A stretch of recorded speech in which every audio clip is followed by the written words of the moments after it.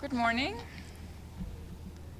We, the Security Council members that have joined the joint pledges of climate, peace and security, France, Greece, Guyana, Panama, the Republic of Korea, Sierra Leone, Slovenia, the United Kingdom, and my own country, Denmark, have come together to highlight the multiple pathways through which the effects of climate change interact with fragility, instability, and conflict in Yemen ahead of today's Security Council briefing.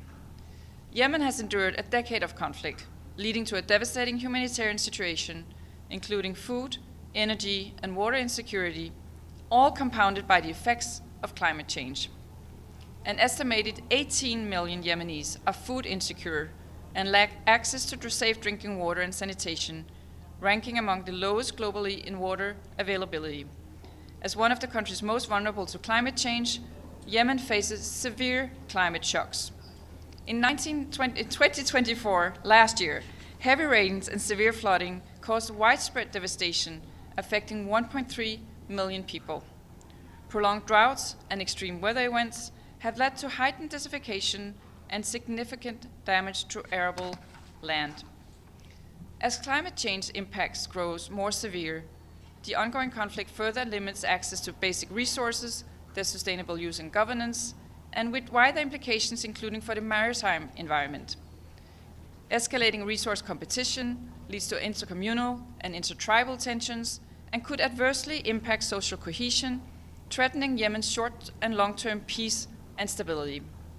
This further shows the complex interplay between climate change, conflict, food and water insecurity, which directly and or indirectly impact each other. Addressing climate change and environmental degradation challenges is a stepping stone to peace efforts, offering platforms for collaboration, reconciliation, and peace building.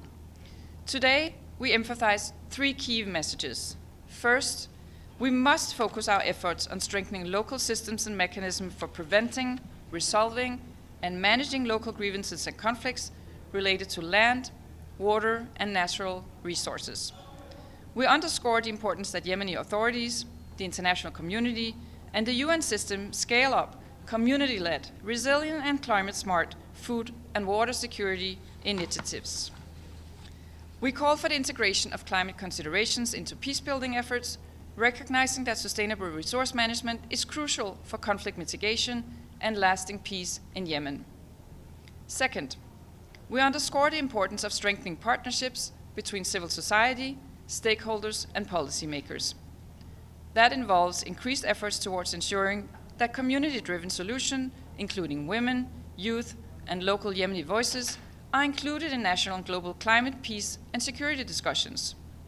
People in vulnerable situations, including women and girls, migrants, internally displaced persons, older persons, persons with disabilities, and minorities, may face a disproportionate severity of the interlinked impacts of conflict and climate change. Women-led civil society organizations continue to serve as a vital lifeline in remote and frontline communities, providing essential basic services and advocating for just and lasting peace. Third, we reiterate the need for the international community to support the Yemeni authorities to implement a more effective adaptation and mitigation measures in responding to extreme weather events.